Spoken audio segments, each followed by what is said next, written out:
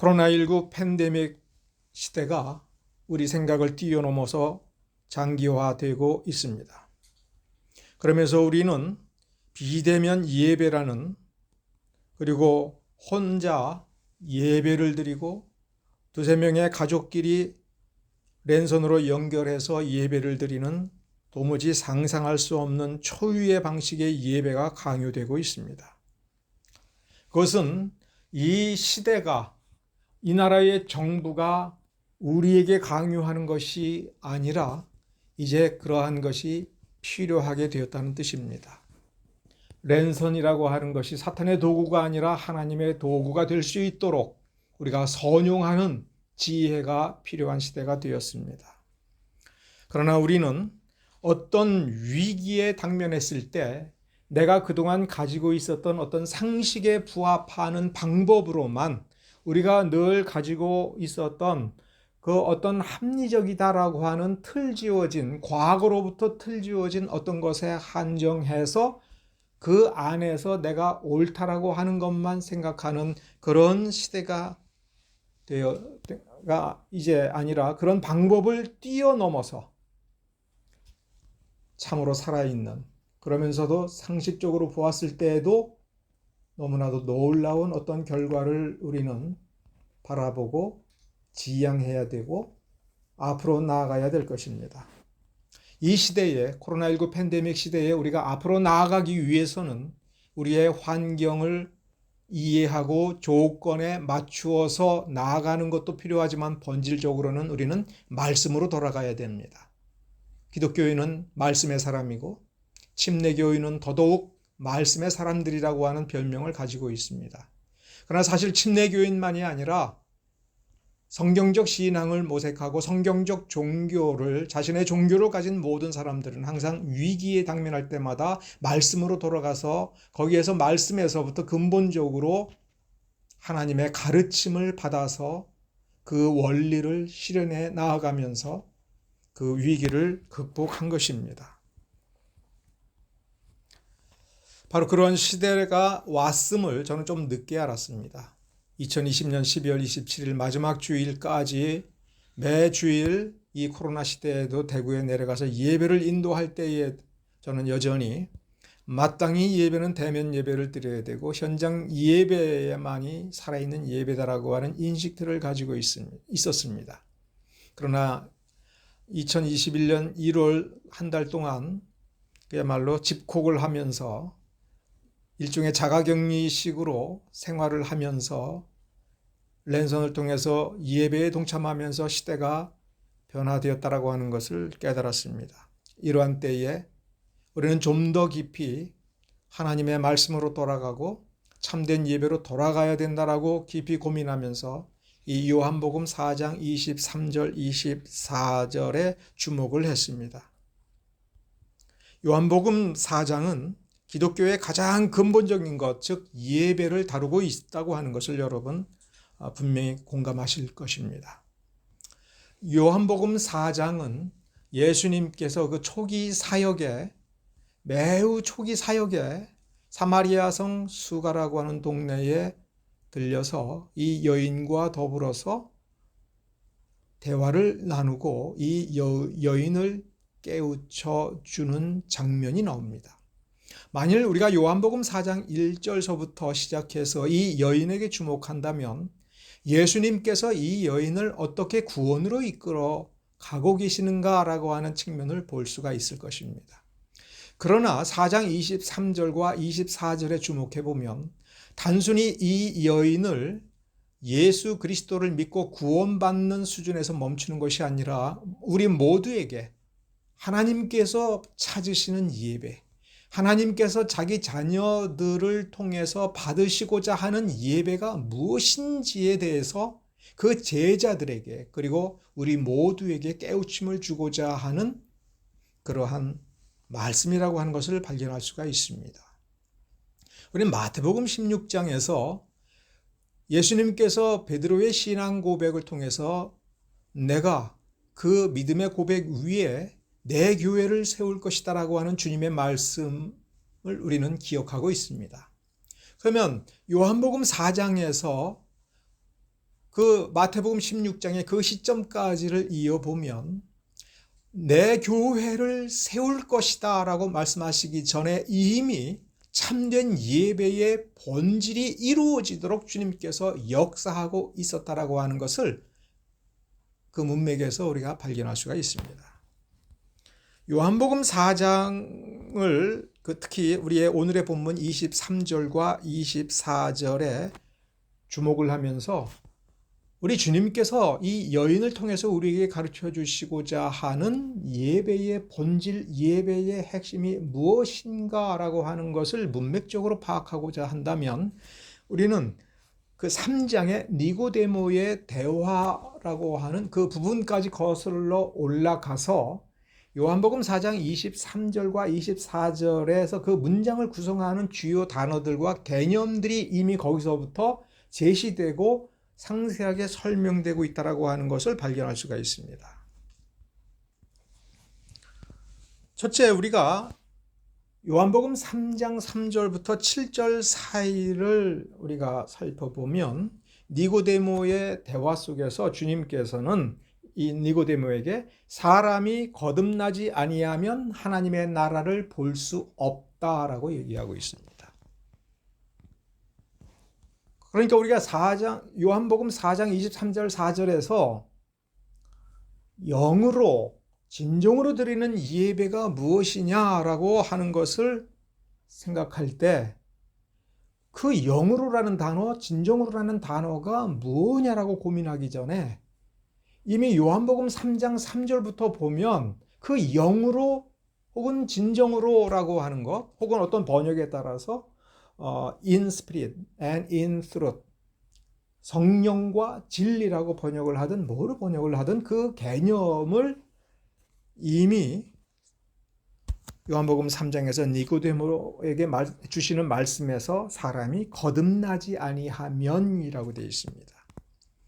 우리가 그 본문의 그 문장으로 돌아가 보면 그럼 사람이 거듭난다라고 하는 게 뭡니까? 라고 할 때에 예수님께서 5절에서 물과 성령으로 나지 아니하면 하나님의 나라를 볼 수 없다. 그러니까 사람은 물과 성령으로 라고 했으니까 여기서 이 물은 또 무엇냐라고 할 때 성령이 역사하게 되는 하나님의 말씀이다, 진리다라고 하는 것으로 우리가 충분히 이해할 수가 있습니다. 그러면서 6절에 보면 성령 없이는 거듭날 수 없다라고 하는 것을 분명히 하고 있습니다. 성령으로 난 것이 영이다. 그러면 니고데모의 관계성 속에서 니고데모가 자기가 가지고 있었다라고 하는 것이 무엇이냐면은 하나님의 계명을 나는 지켰다. 나는 하나님의 말씀을 내 안에 어렸을 때부터 내면화하여 하나님의 명령을 다 지키면서 살아온 사람이다. 내 안에 진리가 있다라고 생각을 한 것입니다. 그러니까 이 니고데모의 이 대화 상황에서 주님께서 니고데모에게 지적한 건 넌 성령이 없어. 넌 육으로 지킨 것이야. 육으로 지켰기 때문에 넌 육으로 되어 있어. 그래서 넌 거듭나지 아니한 거야. 이제 성령이 와서 성령이 역사할 때에 내가 가지고 있는 그 계명은 참다운 진짜 하나님의 말씀, 살아있는 하나님의 능력의 말씀, 진리가 되는 것이고 성령이 오셔서 그 말씀을 가지고 역사할 때 그 말씀과 성령을 통해서 사람은 즉 너는 거듭날 수 있다 이렇게 얘기하고 있는 것입니다. 그러면서 3장 11절에 보면 매우 중요한 단서가 나옵니다. 니고데모는 유대인입니다. 말씀을 철저히 지켰습니다. 그러면 주님께서 그 니고데모라는 유대인 그리고 바리새인 그리고 말씀을 철저히 완벽하게 지킨 구약 성도를 향하여 우리는 너와 나 우리는 이렇게 얘기를 해야 되는데 뭐라고 얘기하고 있냐면 우리와 너희라 하면서 완전히 카테고리를 가릅니다. 너희는 우리가 아니야. 여기서 우리는 뭐냐면 유대인을 가리키는 것이 아니라 말씀과 성령으로 물과 영으로 참으로 거듭난 사람을 우리라고 하는 것입니다. 예수님은 그 우리의 중심입니다. 우리가 말씀과 성령으로 거듭나도록 하기 위한 속죄의 사역, 하나님의 말씀을 성취하는 그 사역을 예수님께서 하시기 때문에 그 예수 그리스도의 공로로 말미암아 그 말씀과 성령을 그 안에 이룰 뿐만 아니라 사람들이 말씀을 믿고 성령의 역사로 말미암아 예수 그리스도의 속죄의 공로를 힘입어서 거듭난 그 사람들을 포함하여 미래적인 성도들 모두를 포함하여 우리라고 얘기하고, 거듭나지 아니한 너희들 유대인들, 너희들 바리새인들, 그들을 너희라고 해서 잘라놓은 것입니다. 그러면서 14절서부터 17절에서 주님께서 매우 중요한 말씀을 합니다. 그건 우리라고 하는 그 개념의 핵심이 뭐냐라고 하는 걸 아주 구체적으로 얘기하는 겁니다. 모세가 광야에서 뱀을 든 것 같이 인자도 들려야 하리라. 나도 들려야 하리라. 내가 십자가에 그와 같이 매달려야 하리라. 그 십자가에 매어 달린 예수 그리스도, 그래서 구원의 상징이 되며 구원의 실체가 되는 그 십자가 사역을 중심으로 한 그들이 우리다라고 하는 이야기입니다. 그러면서 그 유명한 요한복음 3장 16절 말씀을 해 주십니다.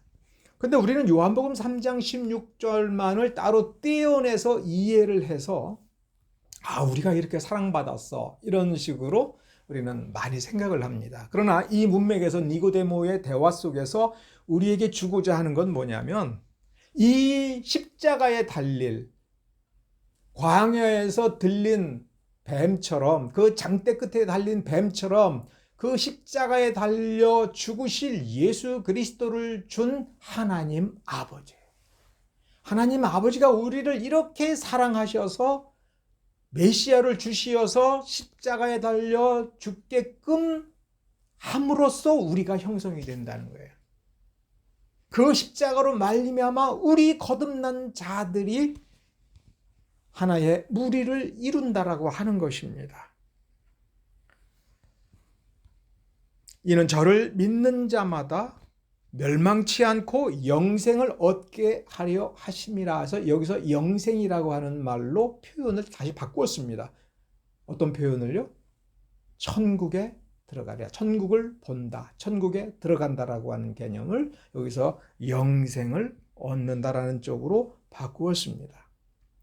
자, 여기에서 지금 요한복음 3장 14절서부터 17절까지 하나님이 세상을 이처럼 사랑하사라고 하는 그 유명한 구절이 있는 이 부분에서 예수님께서 초점을 주신 진정한 중심은 뭐냐면 바로 예수 그리스도 자신이며, 그 예수를 보내고 그 예수께서 이 땅에 내려오시게 된 근본 모티브인 하나님인 거예요.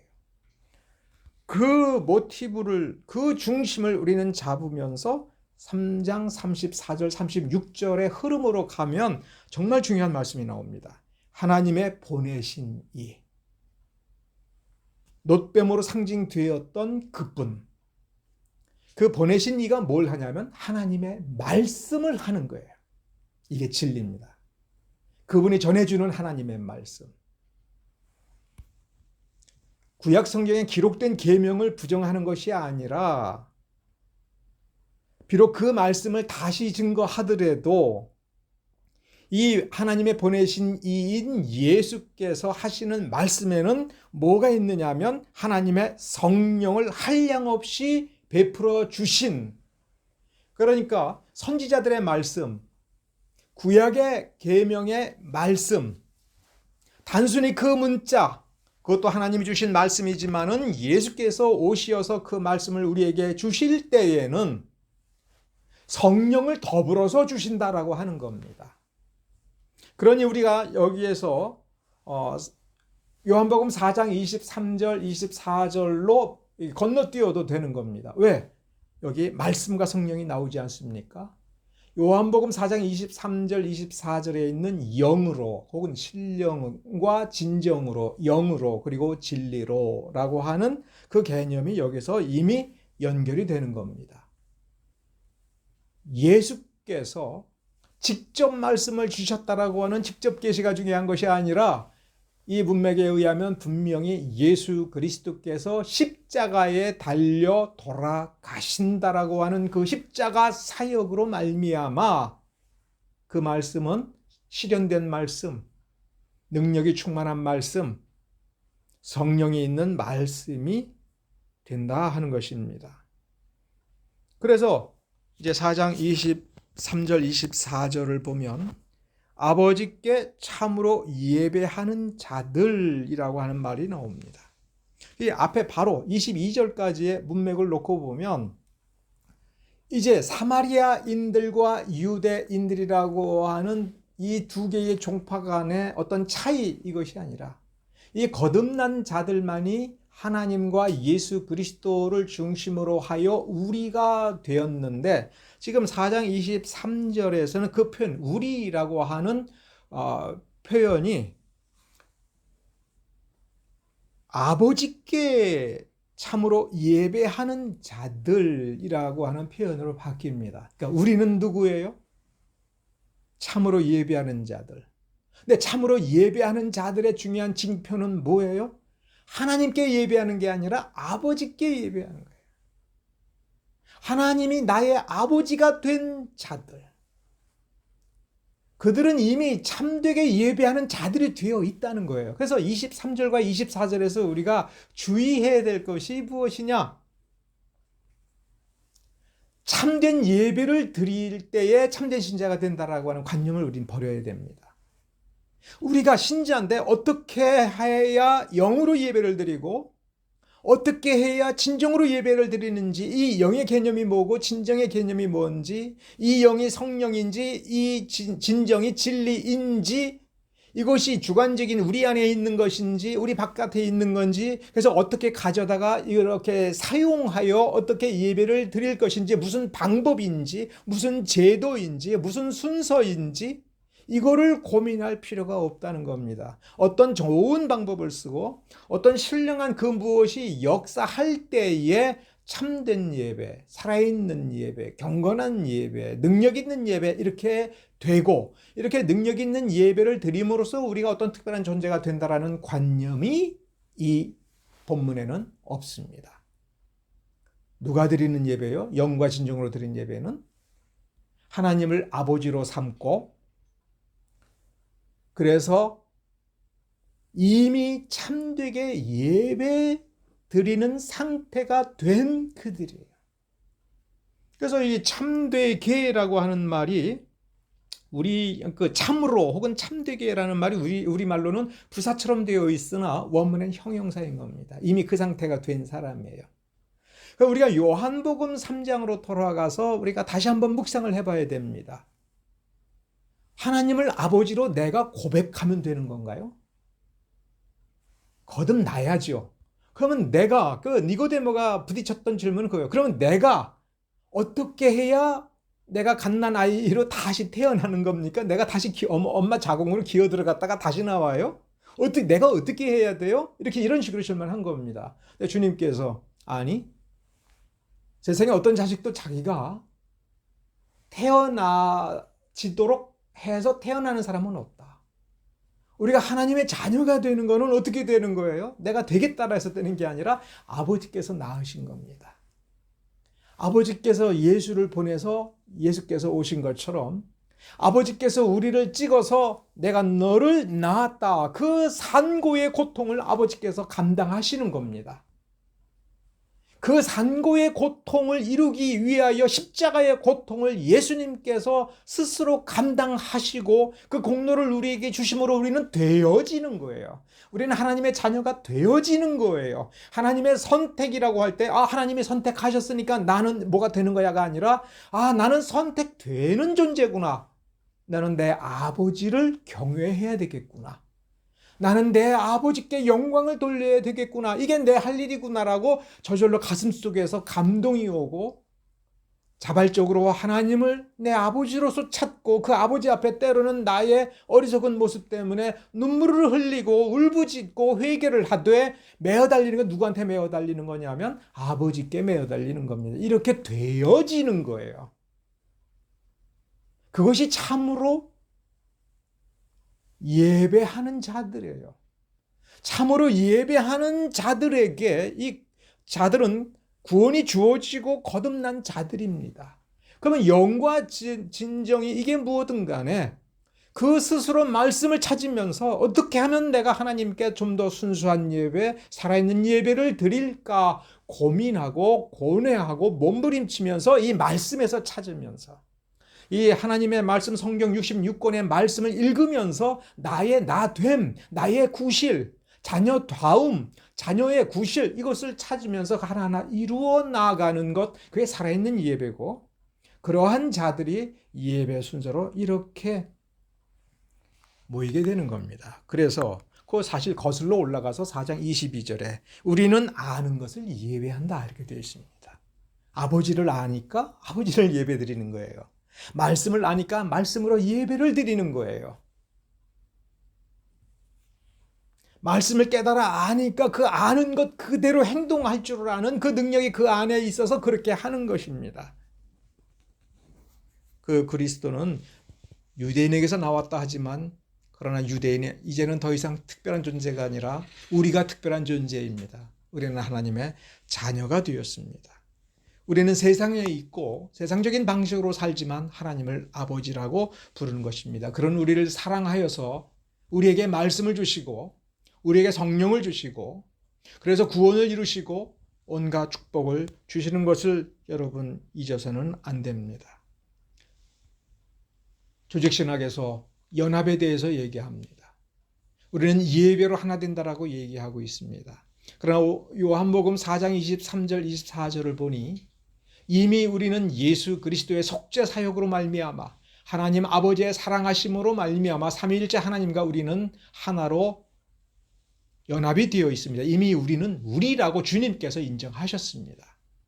그러므로 우리는 어떻게 이 말씀으로 이 말씀을 의지하여 말씀을 이룰 것인가에 대해서 우리는 기도하고 고민하며 실천하여 나아가야 될 것입니다. 그것이 삶으로 드리는 예배, 신령한 예배, 진정으로 드리는 예배라고 하는 것을 여러분 기억하시기 바랍니다. 신령과 진정으로 예배할 때가 오나니 곧 이때라. 왜 이때입니까? 예수님께서 세상에 오셨기 때문입니다. 이때라. 예수님께서 십자가에 달려 돌아가셨기 때문에 그렇습니다. 예수 그리스도의 속죄의 공로가 우리에게 적용되었기 때문에 지금이 바로 그 믿는 자들, 거듭난 자들이 예배의 삶을 살아야 될 때가 된 것입니다.